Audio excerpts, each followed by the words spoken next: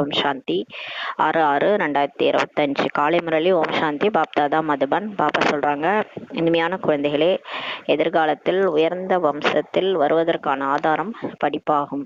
இந்த படிப்பின் மூலம்தான் நீங்கள் எதுவுமற்ற நிலையிலிருந்து இளவரசனாக ஆக முடியும் சொல்றாரு. இந்த படிப்பு தான் எல்லாத்துக்குமே ஆதாரம் சொல்றாரு. கேள்வி: வாயில் தங்க கரண்டியோடு பிறப்பது 2 விதங்களில் பலனை அடைய முடியும், எப்படி சொல்லி கேட்கிறாரு. பதில்: ஒன்று பக்தியில் தான புண்ணியம் செய்வதன் மூலம், மற்றொன்று ஞானத்தில் படிப்பின் மூலமாகும். 2 விதமா நம்ம பார்ன் வித் கோல்டன் ஸ்பூனா பிறக்க முடியும். எப்படின்னா, பக்தியில தான புண்ணியம் செஞ்சாலும் நம்ம அடுத்த பிறவில போயிட்டு ராஜா வீட்டுல பிறக்க முடியும், பெரிய குடும்ப வீட்டுல பிறக்க முடியும். இல்லைன்னா இந்த ஞானத்தை கேட்கறதன் மூலமாகவும் நம்ம போயிட்டு சொர்க்கத்துல பார்ன் வித் கோல்டன் ஸ்பூனா பிறக்க முடியும்னு சொல்றாரு. பாபா சொல்றாங்க, பக்தியில் தானம் புண்ணியம் செய்கிறார்கள் என்றால் ராஜ குடும்பம், அரச குடும்பம் அல்லது செல்வந்தர்களிடத்தில் பிறவி எடுக்கிறார்கள். ஆனால் அது எல்லைக்குட்பட்டதாகும் சொல்றாரு. அது எல்லைக்குட்பட்ட பிராப்தி. அது இந்த பிறவில நம்ம தானம் புண்ணியம் செஞ்சோம்னா அடுத்த பிறவில பக்தியில போயிட்டு செல்வந்தர்கள் வீட்டுல பிறப்போம். அது பக்தி மார்க்கத்துல. நீங்கள் ஞானத்தின் படிப்பின் மூலம் வாயில் தங்க கரண்டியோடு பிறக்கிறீங்கன்னு சொல்றாரு. இப்ப நம்ம சுயம் பகவானே சொல்றாரு இல்லையா, அந்த கீதை ஞானத்தை கேட்கறது மூலமா, இந்த படிப்பின் மூலமா நம்ம சொர்க்கத்துல போய் தங்க கரண்டியோட வாயில பிறப்போன்றாரு. வாயில தங்க கரண்டியோட பிறப்போம். இது எல்லையற்ற விஷயமாகும்ன்றாரு. பக்தியில் படிப்பின் மூலம் ராஜ்யம் கிடைப்பதில்லை. இங்கே யார் எந்த அளவுக்கு நல்ல விதத்தில் படிக்கிறார்களோ அந்த அளவுக்கு உயர்ந்த பதவி அடைகிறார்கள்னு சொல்லி பாபா சொல்றாரு. ஆனா பக்தியில படிப்புலாம் ஒன்றும் கிடையாது. அங்க தான புண்ணியம் செய்யறதுனால நமக்கு அடுத்த பிறவி நல்ல பிறவியா அமையும். ஆனா இங்க எந்த அளவுக்கு நல்ல விதத்துல படிக்கிறோமோ நமக்கு ராஜ்யமே கிடைக்குது, உயர்ந்த பதவியும் அடையிறீங்கன்னு சொல்லி சொல்றாரு. ஓம் சாந்தி. இனிமையான செல்ல குழந்தைகளுக்கு ஆன்மீக தந்தை புரிய வைக்கிறார்.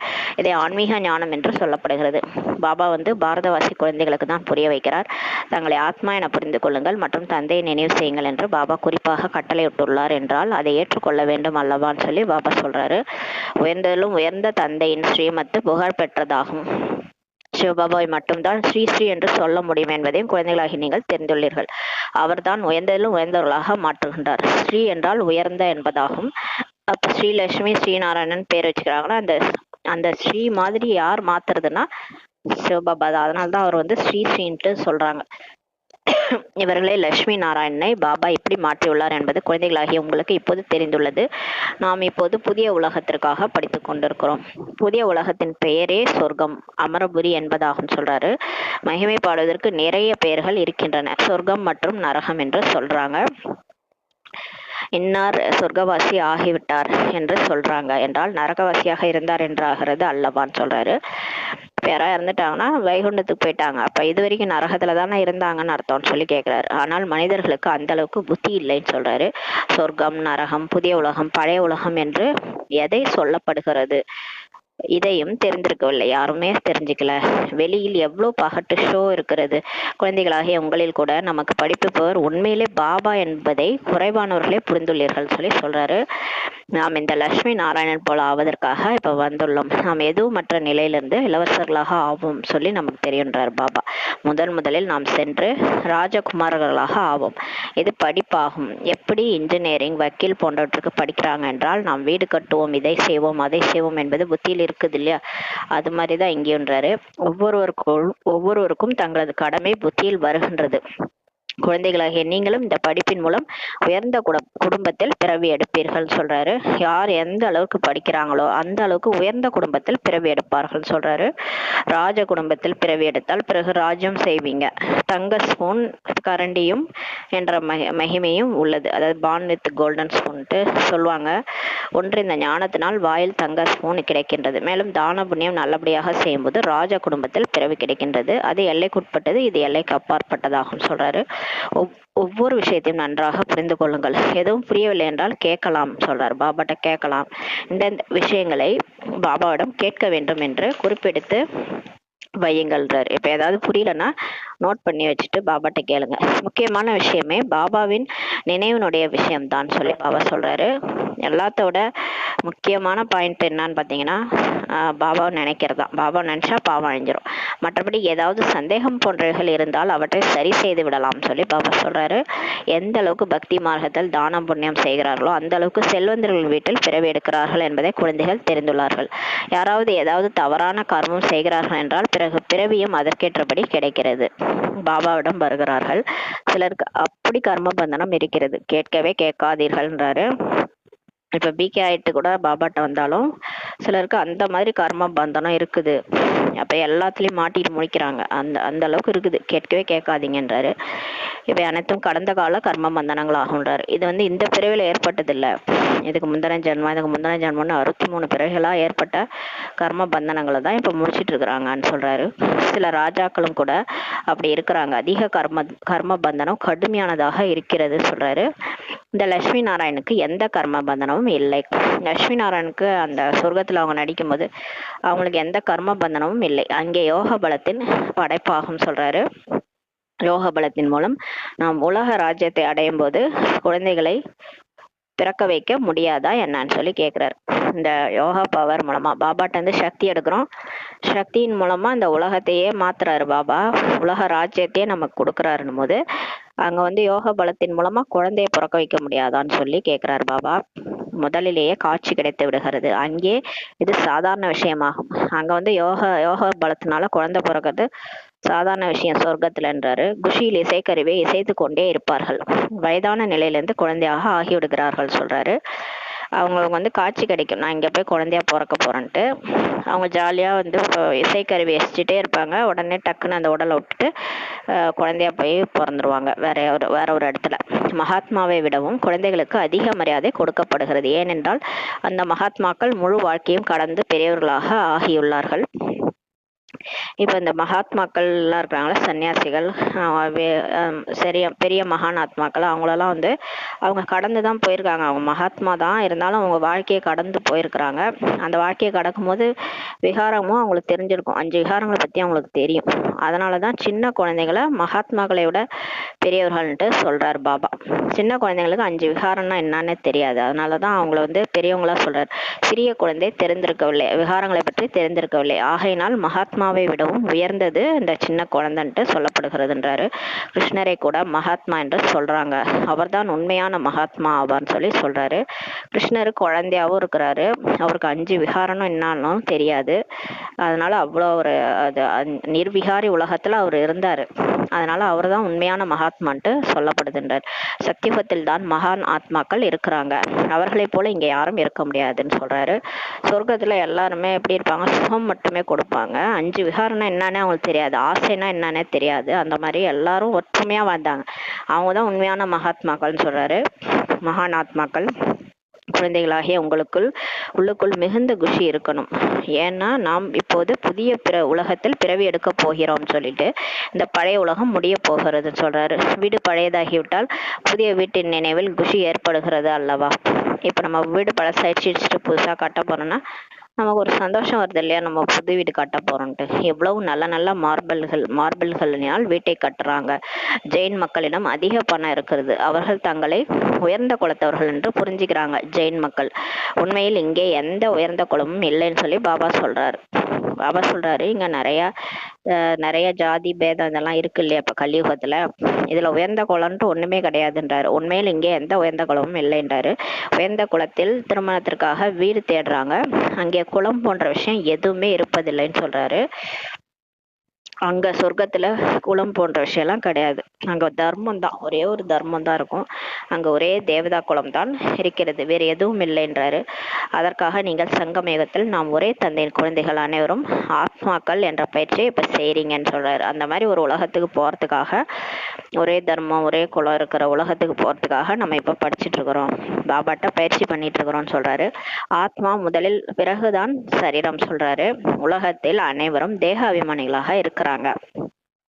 நீங்கள் இப்போது ஆத்மாபிமானிகளாக ஆக வேண்டும் சொல்லி பாபா சொல்றாரு. குடும்ப விவகாரங்களில் இருந்து கொண்டே தங்களுடைய மனநிலையை உயர்வானதாக வைத்திருக்க வேண்டும். நீங்க வீட்டிலேயே இருங்க, வீட்டிலேயே இருந்த ஆத்மாபிமானியா ஆகணும்னா சென்டரோட போனாதான் சரி வரும் அப்படிலாம் நினைக்காதீங்க. குடும்ப விவகாரங்கள இருந்துட்டு உங்களோட மனநிலையை உயர்வானதா வச்சிருக்கணும்ன்றாரு. உங்க ஸ்திதியை உயர்வா பாபா என்ன சொல்றாரோ அதுதான் நான் அப்படின்றத எப்பயுமே ஞாபகம் வச்சுக்கணும். மறந்து போயிடக்கூடாது. பழைய மாதிரி பழைய வாழ்க்கையை வாழ்ந்துட்டு அப்படியே மறந்துடக்கூடாது. பாபா சொல்ற விஷயங்களை சுமான்களை சுயமரியாதைகளை பயிற்சி பண்ணிட்டே இருக்கணும். பாபாவுக்கு எவ்வளவு குழந்தைகள், எவ்வளவு பெரிய குடும்பம், எவ்வளவு சிந்தனை இருக்கும் சொல்லி பாபா சொல்றாரு.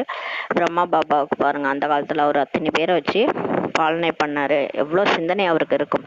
இவரும் பிரம்மா கூட உழைக்க வேண்டியிருக்குது. அவரும் உழைக்கணும் இல்லையா? நிறைய அவருக்கும் தான் மாயா வந்தது, அவருக்கும் தான் பிரச்சனை வந்தது, அவரும் தான் உழைக்க வேண்டியிருக்குது.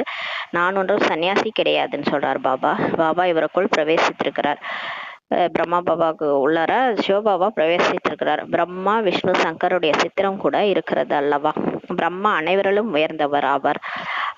அப்படி எனும்போது அவரை விட்டு விட்டு பாபா யாருக்குள் வருவார்? இப்ப பிரம்மா விஷ்ணு சங்கரர் திருமூர்த்தி சித்திரம் இருக்குது. அதுல பிரம்மா தான் எல்லாரோட உயர்ந்தவர், படைப்பே படைக்கிறாருன்னும் போது அப்ப அவர் உடம்புல தானே வருவாரு சிவன். அதை ஏன் புரிஞ்சுக்க மாட்டாங்க? பிரம்மா ஒன்றும் புதியதாக பிறப்பதில்லை. அது ஒன்றும் புதுசா பிரம்மா வந்து பிறந்து குழந்தையெல்லாம் வர்றதில்ல. அவரு வயசானவரா பக்தி மார்க்கத்துல காமிச்சிருக்கிறாங்க. அப்ப வயசானவர்னா அந்த வயசானவர் உடம்புல சிவன் அவதரிச்சு படைப்பை படைக்கிறாரு. அதனாலதான் அந்த பிரம்மாண்ட இதெல்லாம் வந்து சூட்சமா பக்தி மார்க்கத்துல எல்லாமே இருக்குது. அதை நம்ம தான் புரிஞ்சுக்கணும். எல்லா பக்தியில இருக்கிற படங்கள்லாம் வந்து எதுக்காக இப்படி வரைஞ்சிருக்கிறாங்க, எப்படி ஒரு தாமரை பூ மேல போய் எல்லாரும் உட்காருவாங்க, அதெல்லாம் யோசிச்சு பார்க்கணும்.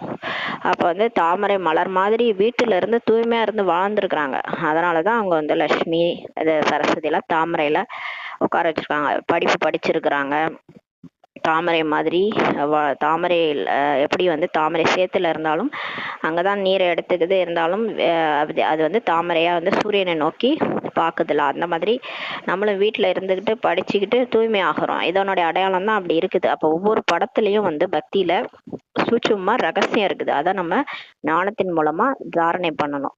இப்ப பிரம்மா ஒன்றும் புதுசா பிறக்கிறது இல்லைன்றாரு. இவர் எப்படி தத்தெடுத்துக்கிறேன் என்று பார்க்கிறீர்கள் அல்லவான்றாரு. நான் தான் இவர் உடம்புல வந்து நெற்றிபுரத்துல அவதரிச்சு பிரவேசமாகி இவரை தத்தெடுக்கிறான்னு சொல்றாரு பாபா. நீங்கள் எப்படி பிராமணர்களாக ஆகிறீங்க என்ற விஷயங்களை நீங்கள் தெரிந்துள்ளீர்கள். இப்ப நமக்கு தெரியும் நம்ம எல்லாரும் எப்படி வந்து பிகே ஆனோன்ட்டு. இவர் யார் என்ன தெரிந்து கொள்ள முடியும் சொல்றாரு. வெளி உலகத்துல யாருக்கும் எதுவும் புரியாது. இவர் நகை வியாபாரியாக இருந்தார். இவரை போய் நீங்கள் பிரம்மா என்று சொல்றீர்களே என்று கேட்கறாங்க. வெளி உலகத்தினருக்கு ஒன்றும் தெரியாது இல்லையா? அவங்க சொல்றாங்க இவர் வைர வியாபாரி, நகை வியாபாரி, இவரை போயிட்டு பிரம்மான்றீங்க, பிரம்மானா எப்பேற்பட்டவர் அப்படின்ட்டு இவரை போய் பிரம்மான்னு சொல்றீங்களேன்ட்டு கேக்குறாங்க. இவை மிகவும் ஆழமான விஷயங்கள் அல்லவா? இந்த பிரம்மா பௌதீகத்தில் தான் இருக்கின்றார், அவர் சூட்சுமத்தில் இருக்கின்றார். இவர் தூய்மையாகி பிறகு அவ்வியக்தமாகி பரிசுத்தா ஆகி விடுகின்றார் சொல்லி பாபா சொல்றார். இந்த பிரம்மா இப்ப வந்து இந்த உடல்ல தான் இருக்கிறார். ஆனா இப்ப வந்து அவர் ஆத்ம உணர்வு அடைகிறாரு. அவர் உடல்ல இவர் சிவன் பிரவேசமாகி சிவபாபாவுக்கு தான் மதிப்பு இருக்குது. அவர் சொல்ற ஞானத்துக்கு தான் மதிப்பு இருக்குது. ஆனா அந்த நந்தின்னு சொல்றோம்ல, நந்தி உடல்ல தான் சிவன் வந்து அவதரிச்சு நமக்கு ஞானத்தை சொல்றாரு. அப்புறம் இவர் பிரம்மா பாபா அந்த ஞானத்தை கேட்டு இவரும் இந்த ஆத்மாவும் தூய்மையாகி பரிஸ்தாவா ஆகிறார். நான் இந்த சமயத்தில் தூய்மையாக இல்லை என்று இவர் கூறுகின்றார். பிரம்மா பாபாவே சொல்றாரு, நான் 63 ஜென்மமா பிறவி எடுத்து வந்திருக்கேன், நான் வந்து தூய்மையா இல்லை, இந்த டைம்ல நான் தூய்மையா இல்லைன்ட்டு பிரம்மா பாபாவே சொல்றாரு. சூட்சும பிரம்மாவை போல தூய்மையாகி கொண்டிருக்கிறேன். நானும் முயற்சி பண்ணிட்டு அந்த மேல பரிஸ்தா உலகத்துல இருக்கிற அந்த சூட்சும பிரம்மா பாபா போல நானும் ஆயிட்டு இருக்கிறேன்னு சொல்லி சொல்றாரு. பிரஜாபிதா இங்கே இருக்க வேண்டும் அல்லவா? இல்லை என்றால் எங்கிருந்து வருவான்னு சொல்லி கேட்கிறாரு. இப்ப மக்களின் தந்தை கண்டிப்பா கீழே மக்கள் இருக்கிற இடத்துல தானே இருப்பாரு. அங்கதான் வந்து இவர் மூலமா தான் தத்தெடுக்கிறாரு. ஒரு பிள்ளைங்களா ஒரு பிராமணர்களா தத்தெடுக்கிறாரு. அப்ப அவர் இங்கதானே இருக்கணும். இப்ப சாக்காரத்துல இருந்தாதானே அவர் உடல்ல வந்து அவதரிச்சு இருக்கிறவங்களெல்லாம் தத்தெடுத்து பாடம் எடுக்க முடியும். அதனால இங்கதானே இருக்கணும் பிரஜாபிதான்னு சொல்றாரு. இல்லை என்றால் எங்கிருந்து வருவார்? நான் தூய்மையற்ற சரீரத்தில் வருகின்றேன் என்று பாபா அவரே கூறுகின்றார். சிவபாபா சொல்றாரு, நான் தூய்மையானவன், பர்ஃபெக்டான ஆள், அவரு சர்வசக்திவான். அவர் வரணும்னா சொர்க்கத்திலேயே வரணும். அந்த மாதிரி ஒரு தூய்மையான உலகத்துலதான் வரணும். இருந்தாலும் நம்ம கூப்பிட்டோன்றதுக்காக, பத்தித்த பாவனரேன்னு கூப்பிட்டோன்றதுக்காக தூய்மையற்ற உலகத்துல தூய்மையற்ற சரீரத்துல வரன்னு சொல்லி சொல்றாரு. எனவே இவரை தான் பிரஜாபிதா என்று சொல்ல முடியும். அதனால இவர் உடம்புல வர்றதுனால இவர் தான் மக்களின் பிதா, பிரஜாக்களின் பிதா என்று சொல்ல முடியும். சூட்சும வதனத்தில் இருப்பவரை சொல்ல முடியாதுன்னு சொல்லி பாபா சொல்றாரு. இங்க இருக்கிறவர் தானே சொல்ல முடியும். மேல அவர் பரிசுத்தாவா இருக்கிற, அவர் கண்ணு கூட தெரிய மாட்டாரு, அவர் எப்படி சொல்ல முடியும்? அங்கே பிரஜைகள் என்ன செய்வார்கள்? அங்கெல்லாம் பிரஜைகள் தோன்ற மாட்டாங்க. அங்க போய் நம்ம ஞானத்தை யாருக்கா அங்க போய் சொல்றோமா? இங்கதான் நம்ம சொல்றோம் இல்லையா? இவர் தனியாக தூய்மையாகி விடுகின்றார். எப்படி இவர் முயற்சி செய்கிறாரோ அது போல நீங்களும் முயற்சி செய்து தனியாக தூய்மையாகிறீங்கன்னு சொல்றாரு. உலகத்திற்கு எஜமானர்களாக ஆகின்றீர்கள் அல்லவா? சொர்க்கம் தனி, நரகம் தனிப்பட்டதாகும் சொல்றாரு. இப்ப நம்ம இந்த ஞானத்தை கேட்டு கேட்டு தூய்மையாகி உலகத்துக்கு எஜமானராக ஆகணும்ன்றாரு. சொர்க்கம் தனி, நரகம் தனிப்பட்டதாகும். இப்போது எவ்வளவு துண்டு துண்டாகி விட்டது.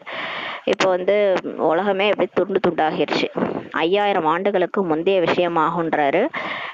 அப்போது இந்த லட்சுமி நாராயணனுடைய ராஜ்யம் இருந்தது. அவர்கள் லட்சக்கணக்கான வருஷங்கள்ட்டு சொல்லிட்டாங்க. சொர்க்கம் அத்தனை லட்சக்கணக்கான ஆண்டுகள் சொல்லிட்டாங்க. இதை கூட யார் கல்பத்திற்கு முன்பு புரிந்திருப்பார்களோ அவர்கள் தான் புரிந்து கொள்வார்கள் சொல்றாரு.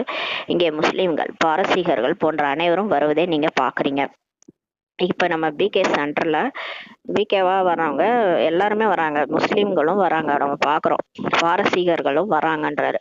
முஸ்லிம்களாகிய அவர்களே இந்துக்களுக்கு ஞானத்தை கொடுத்து கொண்டிருக்காங்க. அவங்க இந்த ஞானத்தை படிச்சுட்டு ஞானத்தை புரிஞ்சுக்கிட்டு அதை நமக்கு கிளாஸ் எடுக்கிறாங்க, இந்துக்களுக்கு கிளாஸ் எடுக்கிறாங்கன்னு சொல்றாரு. அதிசயமாக இருக்கிறது அல்லவான்றாரு. அதிசயமாக இருக்கிறது அல்லவான்னு சொல்றாரு. முஸ்லிம்கள் இந்துக்களுக்கு கிளாஸ் எடுக்கிறாங்க இங்க பிகேவா ஐயே அப்படின்னு சொல்றாரு. யாராவது சீக்கிய தர்மத்தர்களாக இருக்கிறார்கள் என்றால் வைத்துக் கொள்ளுங்கள், அவர்களும் ராஜயோகத்தை கற்றுக் கொடுக்கிறார்கள். யார் இங்கிருந்து மாறி சென்றிருக்கிறார்களோ அவர்கள் மீண்டும் மாறி தேவதா குலத்திற்கு வந்து விடுவார்கள் சொல்றாரு. ஏன்னா அவங்களாம் தேவதை குலத்துல இருந்தவங்க, அவங்க மேல மாற்றலாகி போயிருக்கிறாங்க. திரும்ப இங்க பாபாட்ட ராஜயோகத்தை கத்துக்கிட்டு மத்தவங்க கத்துக் கொடுக்குறாங்கன்றாரு. நாட்டு இப்ப நடப்படுகிறதுன்றாரு. இதெல்லாம் சூட்சமா இது இவங்க முஸ்லீம், இவங்க கிறிஸ்டின், அந்த உடம்புல இருக்கிற ஆத்மா வேற ஆரம்ப காலத்துல இருந்து நடிச்ச ஆத்மாவா இருக்கும். உங்களுக்கு நீங்க உடம்பதான் பாக்குறீங்க, அவங்க முஸ்லீம், கிறிஸ்டின், சீக்கியர்கள். ஆனா அந்த உடம்புக்குள்ள இருக்கிற ஆத்மா 84 பிறவி எடுத்த ஆத்மாவா இருக்கும். தேவதா குலத்துல இருந்து வந்த ஆத்மாவா இருக்கும். இப்ப மாறி போயிருக்கிறோம், வேற தர்மத்துக்கு மாறி போயிருக்கிறாங்க. அவங்க மீண்டும் ஞானத்தை எடுக்கிறாங்க, மத்தவங்க சொல்லி கொடுக்குறாங்கன்றாரு. உங்களிடத்தில் கிறிஸ்துவர்கள், பாரசீகர்கள் கூட வருகிறார்கள், பௌத்தர்களும் கூட வருவார்கள் சொல்றாரு. உங்கள்கிட்ட கிறிஸ்டின்ஸ் வருவாங்க, பாரசீகர்கள் வருவாங்க,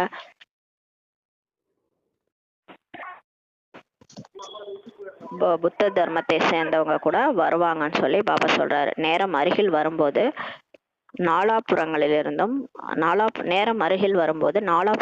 நம்முடைய பெயர் வெளிவரும் என்பதை குழந்தைகளாகி நீங்கள் தெரிந்துள்ளீர்கள் சொல்றாரு.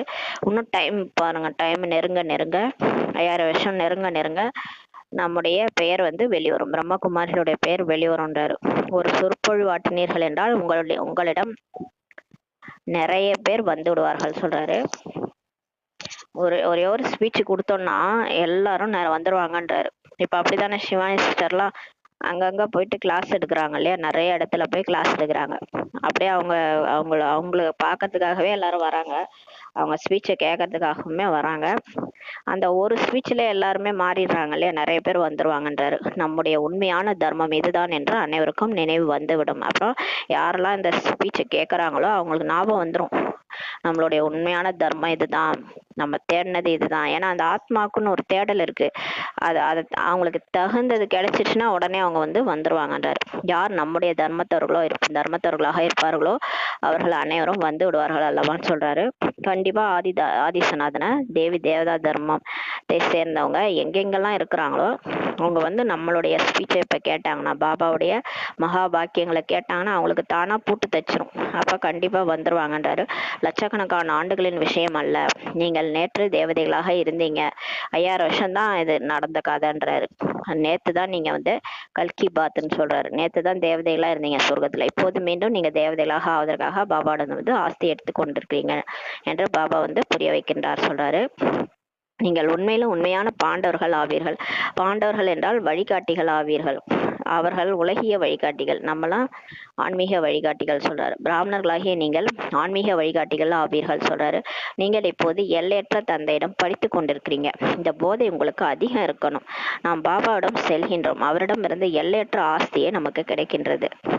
அவர் நம்முடைய தந்தையாகவும் இருக்கிறாரு, ஆசிரியராகவும் இருக்கிறார். இதில் மேஜை, நாற்காலி போன்றவற்றுக்கு எந்த அவசியமும் இல்லைன்றாரு.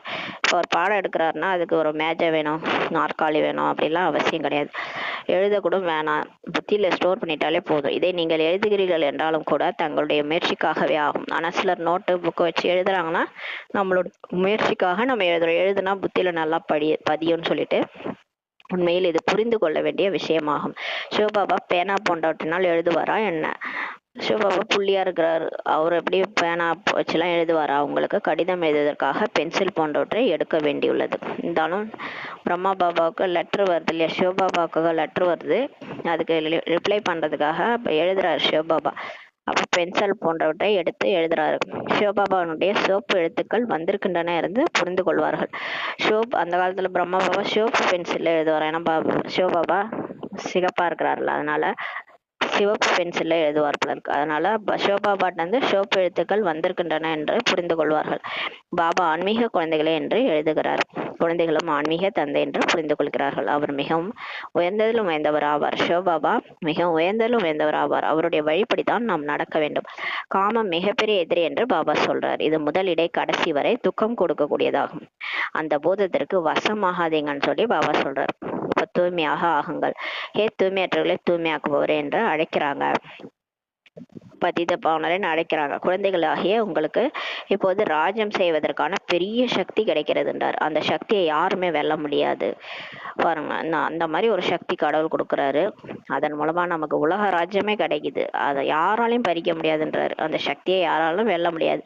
நீங்கள் எவ்வளவு சுகமுடையவர்களாக இப்ப ஆகிறீங்க. எனவே இந்த படிப்பின் மீது எவ்வளவு கவனம் அளிக்க வேண்டும் சொல்றாரு. நமக்கு ராஜ்யமே கிடைக்கிறது.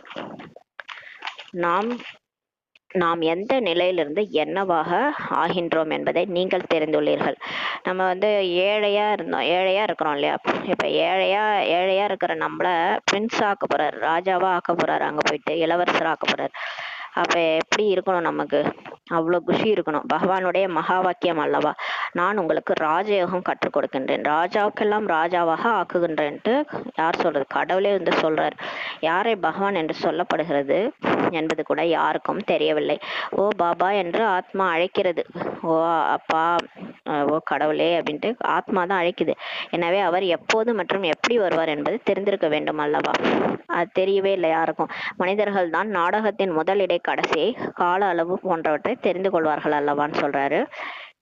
பாபா சொல்றாரு, இந்த டிராமா சினிமான்னு ஒண்ணு இருந்தா அதுல நடிக்கிற நடிகர்களுக்கு அந்த முதலிடை கடை பத்தி தெரிஞ்சிருக்கணும். அந்த அதாவது சினிமாவில் நடிக்கிறவங்க கதையை பத்தி ஃபுல்லா தெரிஞ்சிருப்பாங்க. ஆனா இங்க நம்ம மனிதர்கள் நாடக நடிகர்கள். நம்மளும் இந்த டிராமால நம்ம நடிக்கிறோம். நம்மளும் முதலிடை கடைசியின் கால அளவு பத்தி தெரிஞ்சுக்கணும் இல்லையா? 5000 வருஷம்ட்டு. ஆனா தெரிஞ்சுக்கிறதே இல்லை. தெரிந்து கொள்வதன் மூலம் நீங்கள் தேவதைகளாக ஆகிவிடுவீர்கள். ஆனா நம்ம தெரிஞ்சுக்கிட்டோம் 5000 வருஷம்ட்டு, ஃபுல் ஞானத்தையும் தெரிஞ்சுக்கிட்டோம்.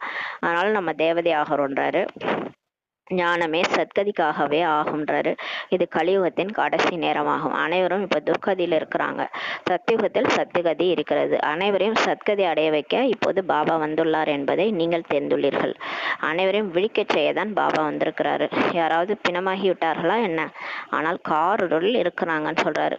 இந்த கல்லறையில இருந்து எழுப்புறதுக்கு வருவாரு அல்லாஹ் அப்படின்னு சொல்லி முஸ்லிம் தர்மத்துல சொல்றாங்க. கல்லறையில இருந்து எழுப்புறதுக்கு என்ன எல்லாரும் பிணமாயிட்டாங்களா? இல்ல எல்லாரும் நடைப்பிணமா இப்ப இருக்கிறோம். நடைப்பிணம் மாதிரி வாழ்ந்துட்டு இருக்கிறோம் எல்லாரும். அவங்களெல்லாம் ஆத்மா பேட்டரி லோ ஆயிடுச்சு. அந்த ஆத்மாவை எழுப்புறதுக்கு தான் பாபா வந்திருக்கிறாரு. ஆனா இப்ப எல்லாரும் காருள்ள இருக்கிறாங்க. அவர்களை விழிக்க செய்ய வருகின்றார். அதாவது அஞ்ஞான உலகத்துல இருக்கிறாங்க. அதாவது இதுதான் நம்ம எடுத்திருக்கிற ஒரே பிறவி. இந்த ஒரே பிறவில நம்ம எல்லாத்தையும் அனுபவிக்கணும். அதுக்காக நம்ம யாரை அடிச்சாலும் வச்சாலும் கொலை பண்ணாலும் தப்பு இல்லை, என்ன செஞ்சாலும் தப்பு இல்லை, நம்ம ஜெயிக்கணும். அந்த மாதிரி ஒரு சுயநலத்தோட வாழறாங்க.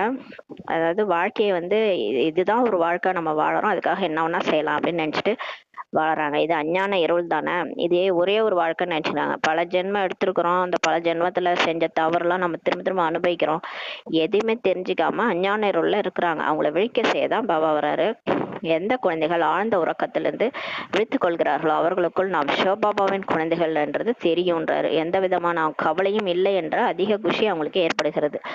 ரொம்ப ஆழ்ந்த உறக்கத்துல இருந்து இப்ப வீழ்ச்சிட்டாங்க இல்லையா, ஞான பாயிண்ட் அவங்களுக்கு புரிஞ்சிருச்சு. புரிஞ்ச உடனே அவங்க புரிஞ்சுக்கிட்டாங்க, நம்மலாம் கடவுளுடைய குழந்தைகள், இப்ப நமக்கு எந்த கவலையும் இல்லை, ஏன்னா நமக்கு யார் இருக்கிறாங்க, கடவுளே இருக்கிறாருன்ட்டு அவங்களுக்கு அதிக குஷி ஏற்படுகிறதுன்றாரு. பாபா நம்மை உலகத்திற்கு எஜமானர்களாக மாற்றுகின்றார். அழுகை என்ற வார்த்தையே இல்லைன்றார் பாபா. இது அழுகின்ற உலகமாகும். ஆனா இந்த இந்த கலியுகம் இறுதியில எல்லாரும் அழறாங்க இல்லையா, யாராவது சிரிச்சா கூட அவங்களே அழ வச்சிருவாங்க, சிரிக்கவே விட மாட்டாங்க. அழற உலகம்ன்றாரு. அது மகிழ்ச்சியாக இருப்பதற்கான உலகம். ஆனா தேவதைகளின் உலகம் வந்து மகிழ்ச்சியா இருப்பாங்க, அவங்களும் மகிழ்ச்சியா இருப்பாங்க, எல்லாரையும் கூட இருக்கிறவங்களையும் மகிழ்ச்சியா வச்சுக்குவாங்க. அது மகிழ்ச்சியா இருக்கிற உலகமாகும். தேவதைகளின் முகத்தை எவ்வளவு சிரித்த முகமாக உருவாக்குறாங்க. அதனால்தான் பக்தி மார்க்கத்துல அந்த தேவதைகளுடைய முகம் வந்து சிரிச்ச மாதிரி அழகா உருவாக்குறாங்க. ஏன்னா அவங்க உண்மையிலே அப்படிதான் வாழ்ந்தாங்க ஒரு காலத்துல. அங்கே இருக்கும் முக அமைப்பை இங்கே கொண்டு வர முடியாது, ஏன்னா அவ்வளவு அழகா இருப்பாங்கன்றாரு. முகம் பார்ப்பதற்கு இவர்களைப் போல இருக்கலாம் என்று புத்தியின் மூலம் நாம் புரிந்து கொள்கிறோம் சொல்றாரு. அந்த பக்தி மார்க்கத்துல இருக்கிற அந்த சிலைகள் படங்கள் மாதிரி உண்மையா வாழ்ந்தவங்க அப்படியெல்லாம் இருக்க மாட்டாங்க, அச்சசல் அது மாதிரி இருக்கலாம். அந்த சிரிச்ச முகமா காட்டுறாங்க பக்தி மார்க்கத்துல. இனிமேலும் இனிமையான குழந்தைகளாக உங்களுக்கு நாம் எதிர்காலத்தில் அமரபுரியின் இளவரசர்களாக ஆவோம் என்று இப்ப நினைவு வந்துருச்சுன்றாரு. இந்த மரண லோகத்தை, இந்த வைக்கோல் போருக்கு தீ வைக்கப்பட வேண்டும் சொல்றாரு. உள்நாட்டு போரில் கூட ஒருவர் மற்றவரை எப்படி கொலை செய்யறாங்க. இப்ப இந்து முஸ்லீம் கலவரம் இப்படிலாம் வருது இல்ல, அந்த உள்நாட்டு போர் வருது, அதுல எல்லாம் மொத்தவங்க மாத்தி அழிச்சுக்கிறாங்க, கொலை கூட பண்ணிடுறாங்க. நம்ம யாரை கொள்கிறோம், நம்ம சகோதரர்களை தான் நம்ம சாகடிக்கிறோன்றது கூட தெரியல. இந்த மகாபாரதத்துல வந்து அந்த சித்தப்பா பெரியப்பா எல்லாம் யாரு, பீஷ்மரு துரியோதனன் எல்லாம் அண்ணன் எல்லாரையும் அம்பு விட்டு அர்ஜுனனை அழிக்கிறதுக்கு அழுவாரு. அப்படியே கிருஷ்ணர் சொல்லுவாரு, ஆத்மா அழியாது, உடல் தான் அழியுது, உடலை தான் நீ வந்து அம்பு விடுற, நீ விடலைனாலும் அவங்க எப்படியா இருந்தாலும் சரி விட்டுதான் ஆகணும்ன்ட்டு, நீ அம்பு விடலைனாலும் எப்படியா இருந்தாலும் அவங்க சரி விடுவாங்க தான் அப்படின்னு சொல்லுவார். அந்த மாதிரி இங்க சொந்த சகோதரர்கள், அது சிவபாபாவுடைய குழந்தைகளை தான் நம்ம கொல்றோன்றது கூட தெரியாம கொண்டுட்டு இருக்கிறாங்க உள்நாட்டு கலவரத்துல. ஏன்னா ஜாதி மத கலவரத்தினாலன்னு சொல்றாரு. யாரை கொள்கிறோம் என்று கூட தெரிவதில்லைன்னு சொல்றாரு. குழப்பத்திற்கு பிறகு வெற்றி முழக்கம் ஏற்பட வேண்டும். கடைசியா ஒரு குழப்பம் வரும், அது வந்து உலகம் ஃபுல்லா ஒரே குழப்பமாயிடும். அதுக்கப்புறம் தான் கடவுள் வந்துட்டாருன்ற செய்தி ஏற்படும், வெற்றி முழக்கம் ஏற்பட வேண்டும்ன்றாரு. அது வரைக்கும் நமக்கு தான் தெரியும், நம்ம தான் அது வரைக்கும் படிச்சுட்டு இருப்போம், நம்ம ரெடி ஆகிட்டு இருப்போம். நம்ம ரெடி ஆகிறதுக்கு தான் இதெல்லாம் டைம் கொடுத்துருக்குறாரு. அதுக்கப்புறம் டோட்டலாக முடிஞ்ச பிறகு ரிசல்ட் வரும்போது வெற்றி முழக்கம் ஏற்படும். உங்களுக்கு வெற்றியும் கிடைக்கும், மற்ற அனைவரும் அழிந்து போவார்கள்னு சொல்றாரு. அப்புறம் விநாசம் முடிஞ்சு எல்லாரும் அழிஞ்சிருவாங்க. ருத்ரா மாலையில் கோர்க்கப்பட்டு பிறகு விஷ்ணு மாலையில் கோர்க்கப்படுவீர்கள். உடனே யாரெல்லாம் நம்ம வந்து பாஸ் ஆயிட்டோமோ, பாஸ் வித் ஆனர் ஆனவங்க 108 மணி மாலையில கோக்கப்படுவாங்க. சிவன் கழுத்துல மாலை ஆவாங்க. ஏன்னா சிவனுக்காக சேவை செஞ்சதுனால ருத்ரா மாலையில வருவோம். ருத்ரா மாலையிலேருந்து அப்புறம் 108 மணி மாலையில கோர்க்கப்படுவோம், அதாவது விஷ்ணு மாலையா மாறிடுவோம்னு சொல்றாரு. இப்போது நீங்கள் உங்களுடைய வீட்டிற்கு போவதற்கு முயற்சி செய்றீங்க. இப்ப நம்ம வீட்டுக்கு பரந்தாமத்துக்கு போறதுக்கு முயற்சி செய்யறோம். பக்தி எவ்வளவு பறந்து விரிந்திருக்கிறது. எப்படி மரத்தின் இலைகள் நிலைய இருக்கிறதோ அது போலதான் பக்தி பறந்து விரிந்திருக்கிறதுன்றாரு. பக்தி பாத்தீங்கன்னா அது வந்து கிளை கிளையா இலை இலையா போயிட்டே இருக்குது. அதாவது யார் வேணாலும் பக்தி செய்யலாம். பக்தி அது குறிப்பா இந்து தர்மத்துல நிறைய சிலைகள் வழிபாடு இருக்குது. அதுல நிறைய ஃபர்ஸ்ட் சிவலிங்கம் தான் வழிபட்டாங்க. அதுக்கப்புறம் போக போக லட்சுமி நாராயணன், முருகர், அப்புறம் வந்து விநாயகர், அம்மன், அந்த மாதிரி ஏகப்பட்ட இலையா போகுது, பறந்து விரிஞ்சு இருக்குது பக்தின்றாரு. ஆனா ஞானம் தான் எல்லாத்துக்கும் விதைன்றார். ஞானம் தான் விதையாகும். விதை எவ்வளவு சிறிதாக இருக்கிறது. விதை பாபா தான் ஆவார். ஞானத்துல ஒண்ணுமே கிடையாது, ஒரு பாபா தான், புள்ளி தான், ஃபுல் ஸ்டாப் வச்சுட்டீங்கன்னா முடிஞ்சிச்சு. அவரை நினைச்சிட்டு ஃபுல் ஸ்டாப் வச்சு எல்லாத்துக்கும் முற்றுப்புள்ளி வச்சுட்டு எதையும் நினைக்காம ஒரு பாபா நினைச்சீங்கன்னா முடிஞ்சிருச்சு, அவ்வளவுதான். அதுதான் ஞானம். பக்தி வேற, பக்தி விஸ்தாரம். யார எத்தனை பேரை வழிபடுறது, யாரை வழிபடுறது, ஒரு கடைசி நேரத்துல செத்தா கூட யாரை நினைக்கிறதுன்னு கூட தெரியாது. ஏன்னா அந்த அளவுக்கு விஸ்தாரமா இருக்கு பக்தி. அதனால இங்க இறக்கும் போது நம்ம வெறும் பாபா நினைச்சோம்னா பாபா கூட போயிடும், அவ்வளவுதான். விதை பாபா ஆவார். இந்த மரத்தின் ஸ்தாபனை மற்றும் வளர்ப்பு மற்றும் விநாசம் எப்படி நடக்கிறது என்பதை நீங்கள் தெரிந்துள்ளீர்கள். இப்ப நமக்கு தெரியும் இந்த கல்பவிருட்ச மரம் எப்படி ஸ்தாபனை ஆகுது, எப்படி வளர்ப்பு நடக்குது, விநாசம் கூட எப்படி ஆக போகுதுன்னு நம்ம தெரிஞ்சுக்கிறோம். இது விதவிதமான தர்மங்களின் தலைகீழ் மரமாகுன்றாரு. உலகத்தில் ஒருவர் கூட இதை தெரிந்திருக்கவில்லை. இது ஆத்மாக்களின் மரம். மேலே இருக்குது பரந்தாமத்தில். அங்கேருந்து 1 பை 1 வந்து நடிக்கிறோம் நம்ம. இது வந்து தலைக்கீழான இந்த கல்பவருட்ச மரம்னு சொல்கிறாரு. இப்போது குழந்தைகள் தந்தையை நினைவு செய்வதற்கு அதிகம் உழைக்கணும். இப்போ நம்மளோட வேலையே என்னன்னா, நம்ம பாசித்தானர் ஆகணும் அப்படின்னா நம்ம பாபாவை அதிகமாக நினைக்கணுன்றாரு. அப்போது தான் நம்மளுடைய பாவங்கள் விக்கிரமங்கள் விநாசமாகும். ஏன் நம்மளை நினைக்க சொல்கிறாருன்னா, மற்றவங்கள விட அதிக பிறவிகள் எடுத்தது நம்ம தான்.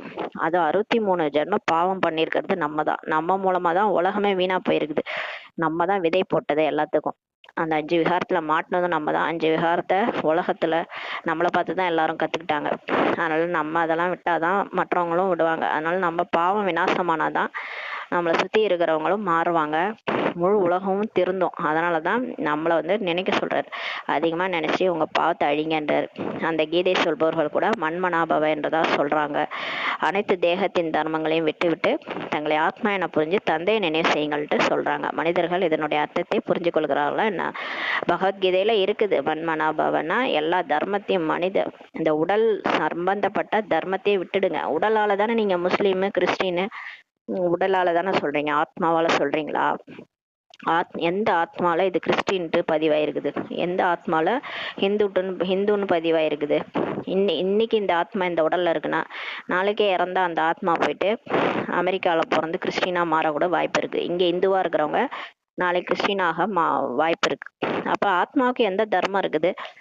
உடலுக்கு தான் அந்த தர்மம் இருக்கு. அதான் அந்த தேகத்தின் தர்மங்களை விட்டு விட்டு ஆத்மான்னு புரிஞ்சுட்டு அப்பாவை நினைவு செய்யுங்க, பரம்பிதா பரமாத்மாவை நினைவு செய்யுங்கன்றதுதான் கீதையினுடைய வாக்கு.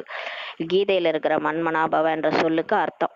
ஆனா இதோட அர்த்தத்தை கூட புரிஞ்சுக்கிறாங்களா என்ன? அது பக்தி மார்க்கமாகும். பக்தி மார்க்கத்துல எதையுமே மீனிங்ஃபுல்லா புரிஞ்சிக்க மாட்டாங்க, மனப்பாடம் பண்ணிக்குவாங்க. இது ஞான மார்க்கமாகும் சொல்றாரு. இப்போது ராஜ்யமானது ஸ்தாபனையாகி கொண்டிருக்கிறது, கவலைப்படுவதற்கான விஷயம் எதுவும் இல்லைன்றாரு. இப்ப ராஜ்யம் வந்து ஸ்தாபனை ஆயிட்டு இருக்குது, எல்லாமே கண்ணுக்கு தெரியாம நடந்துட்டு இருக்குது. பாபா எப்படி கண்ணுக்கு தெரியாதவரோ அது மாதிரி அவர் ராஜ்யத்தையும் கண்ணுக்கு தெரியாம பண்ணிட்டு இருக்கிறாரு. உலகத்தையும் முடிச்சுட்டு அப்புறம் புது உலகத்தை கொண்டு வந்து அங்க கொண்டு போயிட்டு ராஜ்யத்தை உருவாக்கிடுவாரு. அவ்வளவுதான். அவர் செய்ய வேண்டியதெல்லாம் செஞ்சிருவாரு. ஆனா உலகத்துல இருக்கிற யாருக்கும் தெரியாது இப்படிதான் செய்யறாருன்றது. நம்ம கவலைப்பட வேண்டிய விஷயம் எதுவுமே இல்லைன்ட்டாரு. யாரெல்லாம் கொஞ்சம் ஞானம் கேட்பார்களோ அவர்கள் பிரஜையில் வந்துருவாங்க. நம்ம சொல்ற ஞானத்தை கொஞ்சம் கேட்டாலும் அவங்க வந்து பிரஜை ஆயிடுவாங்க சொர்க்கத்துல. ஞானம் ஒருபோதும் அழிவதில்லை. நீங்க ஒரு விதை போட்டாலும் ஒரு பாயிண்ட் நீங்க யாருக்கா சொன்னாலும் அது அழியாது, ஒரு நாள் முளைக்கும்ன்றாரு. மற்றபடி யார் யதார்த்தமாக தெரிந்து கொண்டு முயற்சி செய்யறாங்களோ அவர்கள் தான் உயர்ந்த பதவி அடைவார்கள். கடவுளை உண்மையா புரிஞ்சுக்கிட்டு கடவுள் தான் வந்து பேசுறாருன்னு தெரிஞ்சுக்கிட்டு இந்த ஞானத்தை யாரும் ஒழுங்கா படிச்சு தாரணை செஞ்சு சேவையும் செய்யறாங்களோ அவங்க தான் உயர்ந்த பதவி அடைகிறாங்க. புத்தியில் இந்த ஞானம் இருக்கிறது அல்லவா? நாம் புதிய உலகத்தில் இளவரசராக ஆகக்கூடியவங்க. மாணவர்கள் தேர்வில் தேர்ச்சி பெறுகிறார்கள் என்றால் அவர்களுக்கு எவ்வளோ குஷி ஏற்படுது. இப்போ ஸ்கூல்ல ஒரு +2ல நல்ல மார்க் எடுத்துட்டாங்கன்னா அவங்களுக்கு எவ்வளோ குஷி ஏற்படுது. உங்களுக்கு 1000 மடங்கு அதிகமாக அதீந்திரிய சுகம் இருக்கணும். இப்போ நம்மளும் மாணவர்கள் தான். நம்ம நல்லா படிச்சு நல்லா பாஸ் ஆயிட்டோம்னா அதீந்திரிய சுகம் வரணுன்றாரு. நாம் முழு உலகத்திற்கும் எஜமானர்களாக ஆகின்றோம். எந்த ஒரு விஷயத்திலும் கோபித்துக் கொள்ளக்கூடாது பாபா சொல்றாரு. இப்ப எந்த விஷயத்திலையும் கோச்சிக்காதீங்க. சகோதரர்களிடம் பிராமணியிடம் ஒத்து போகவில்லை என்றால் பாபாவிடம் கோபித்துக் கொள்கிறார்கள். சிலர் சென்டர்ல வந்து யார்கிட்டயாவது கோச்சிக்கிட்டு பாபாட்டே கோச்சிட்டு போயிடுறாங்க. ஆடா நீங்கள் பாபாவிடம் புத்தியோகத்தை ஈடுபடுத்துங்களேன்னு சொல்லி பாபா சொல்றாரு. அவங்கள்ட்ட கோச்சிக்கிட்டா ஏன்ட்ட எதுக்கு கோச்சிக்கிறீங்க, ஏன் என்ன நினைங்களேன் அப்படின்றாரு. அவரை அன்போடு நினைவு செய்யுங்கள் சொல்லி பாபா சொல்றாரு. பிரம்மா பாபா சொல்றாரு, பாபாட்ட நீங்க ஏன் கோச்சுக்கிறீங்க, பாபாவை அன்போடு நினைவு செய்யுங்கள். பாபா தங்களை மட்டும் நினைவு செய்து செய்து நாங்கள் வீட்டிற்கு வந்து விடுவோம் என்று சொல்லுங்களேன் அப்படின்றாரு பாபா. பாபா உங்களை நான் நினைச்சு நான் உன் வீட்டுக்கு வந்துடுவேன் அப்படின்ட்டு சொல்லுங்களேன், நல்லது. இனிமேல் இனிமையான காணாமல் போய் கண்டெடுக்கப்பட்ட செல்ல குழந்தைகளுக்கு தாய் தந்தையமான பாப் தாதாவின் அன்பு நினைவுகளும் காலை வணக்கம். ஆன்மீக குழந்தைகளுக்கு ஆன்மீக தாய் தந்தை நமஸ்காரம்.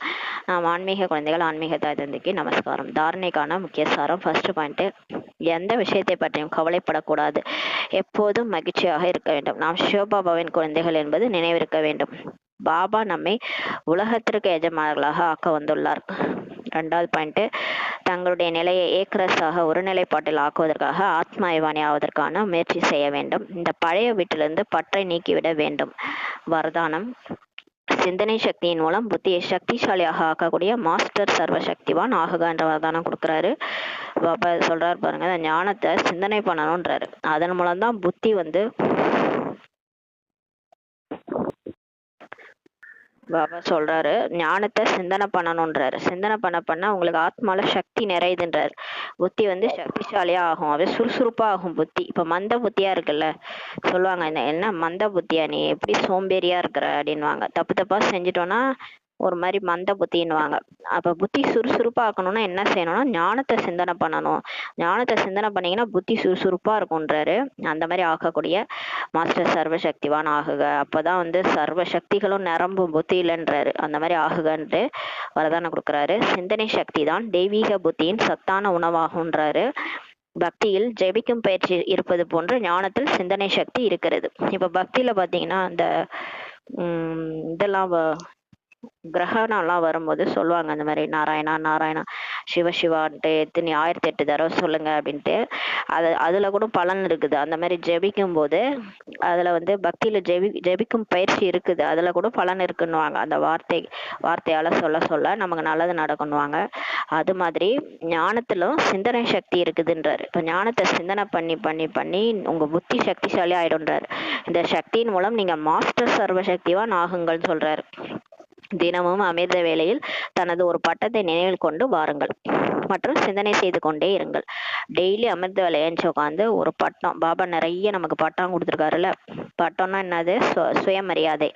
மாஸ்டர் சர்வசக்திவான், சிவசக்தி, நீ வந்து அவ்யக்த ஃபரிஸ்தா, அந்த மாதிரி அந்த 5 சுரூபத்துக்குமே விதவிதமான பட்டங்கள். அதோட டெய்லி வரதானம் கொடுக்குறாருல்ல, அதுவே பட்டம் தான் நமக்கு.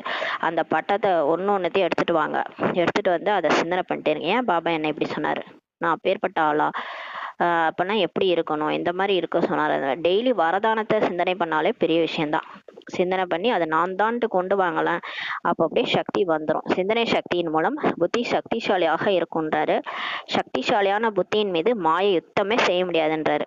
இப்போ புத்தி மட்டும் சக்திசாலியா இருந்ததுன்னா அவங்கள யாருமே ஒண்ணுமே பண்ண முடியாது. நம்மளே முடிவு எடுப்போம், நம்மளே எல்லாத்தையும் தீர்மானிப்போம், நம்ம யாரையும் கேட்க மாட்டோம். மாயாவே உள்ளே நுழையாதுன்றார். மாயா நம்மகிட்ட யுத்தமே செய்ய முடியாது, அடிமை ஆக முடியாது. நம்ம போய் மாயாக்கு அடிமை ஆக முடியாதுன்றாரு. யாரு? சக்திசாலியான புத்தி உள்ளவங்க. ஏனெனில் மாயை முதலில் வீண் எண்ணங்கள் என்ற அம்பு மூலம் தெய்வீக புத்தியை பலவீனமாக்குறது. இந்த மாயா எப்படி தெரியுமா உள்ள நுழையுது? நம்ம வந்து அடிமையா இருக்கிறோம்னு தெரியுது, கோழையா இருக்கிறோம்னு தெரியுது. புத்தி வந்து சக்திசாலியா இல்லைன்னு தெரியுது. தெரியும் போது நம்ம புத்தியில வீண் எண்ணங்களா வந்து அம்பு போட்டுருமா மாயா. வீண் எண்ணங்கள்ன்ற அம்ப போட்டு நம்ம தெய்வீக புத்திய பாபா நம்மளை மாத்திட்டு தான் இருப்பாரு. பாபா நமக்கு முரளியில சொல்லி சொல்லி நீ அது, நீ இது, நீ இப்படி இரு, நீ அப்படி மாறுன்னு சொல்லுவாரு. ஆனா இந்த மாயா வந்து வேஸ்ட் தாட்ஸை கொண்டு வந்து அந்த தெய்வீக புத்திய பலவீனமாக்குதுன்றாரு. இந்த பலவீனத்துல இருந்து தப்பிப்பதற்கான சாதனமும் நம்ம இந்த சிந்தனை சக்தி ஆகும். அதாவது முரளிய சிந்தனை பண்றது. முரளி பாபா இன்னைக்கு என்ன சொன்னாரோ அதை சிந்தனை பண்ண பண்ண ஆத்மால சக்தி ஏறிட்டே போகுன்றாரு. ஸ்லோகன்: கட்டளைப்படி நடக்கும் குழந்தைகள் தான் ஆசீர்வாதத்துக்கு தகுதியானவர்கள். யார் பாபா சொல் பேச்சு கேட்குறாங்களோ, ஸ்ரீமத் படி நடக்கிறாங்களோ அவங்களுக்கு தான் பிளெஸ்ஸிங்ஸ் வரும். பிளெஸ்ஸிங்ஸ்க்கு தகுதியானவர்கள். ஆசீர்வாதத்தின் பிரபாவம் உள்ளத்தை சதா திருப்தியாக வைத்துக்கொள்ளும். நமக்கு பிளெஸ்ஸிங்ஸ் கிடைக்க கிடைக்க நம்ம மனசு வந்து திருப்தியா இருக்கும்னு சொல்றாரு. அவ்யக்த இஷாரா: ஆத்மீக ஸ்திதியில் நிலைத்திருப்பதற்கான அபியாசம் செய்யுங்கள். உள்முக நோக்குள்ளவர் ஆகுங்கள். சதா எல்லையற்ற ஆன்மீக திருஷ்டி, சகோதரர் என்ற சம்பந்தத்தின் உள்ளுணர்வு மூலம் எப்படிப்பட்ட ஆத்மாவின் மீதும் சுபபாவனை வைப்பதன் பலன் அவசியம் கிடைக்கும். மாறவே மாட்டாங்கன்ற மாதிரி ரொம்ப பேட் ஹேபிட்ஸ் இருக்குது, கோபம் வருது, நம்மளையே திட்டுறாங்க, அந்த மாதிரி இருந்தா கூட யாரா இருந்தாலும் சரி அவங்க மேல எல்லையற்ற ஆன்மீக திருஷ்டி வைங்க. அவங்க ஆத்மா அப்படின்னு பாருங்க, அவங்களும் என்னுடைய சகோதரன்ட்டு பாருங்க. அந்த சம்பந்தத்தின் மூலம் மாறாத ஆத்மா கூட மாறிடும்ன்றாரு. அந்த பலன் அவசியம் கிடைக்கும். ஆகையால் முயற்சியில் களைப்படையாதீங்க, மனமுடைந்து விடாதீர்கள். அடிக்கடி முயற்சி பண்ணி நம்மளும் சோபானை வச்சு அவங்க மாறவே இல்லை அப்படின்னும் போது ரொம்ப மனசு உடைஞ்சு போகுது. சரி என்னடா இது, நம்ம இவ்வளோ முயற்சி பண்ணோம், இவ்வளோ சொன்னோம், இவங்க கேட்கவே மாட்டாங்கன்ட்டு மனசு உடைஞ்சு போகாதீங்க. நிச்சய புத்தியுடையவர்களாகி எனது என்ற சம்பந்தத்திலேருந்து விடுபட்டுருங்க. இப்போ எனதுன்றதுனால தான் அவங்க மாற மாட்டுறாங்க. நீங்க பாபாவுடையங்கன்னு நினச்சிக்கோங்க, பாபா மாத்திருவாரு. என்னுடையவங்க இந்த மாதிரி இருக்கிறாங்கன்னும் போது தான் டென்ஷன் ஆகுது இல்லையா? எனது எனது கணவன் மாற மாட்டார், எனது குழந்தைங்க மாற மாட்டாங்க. இதில் தான் டென்ஷன் ஆயிட்டு அது எனதுன்ற அந்த சம்பந்தத்தினால தான் நமக்கு வந்து அந்த அந்த பற்று வைக்கிறதுனால தான் பிரச்சனை வருது.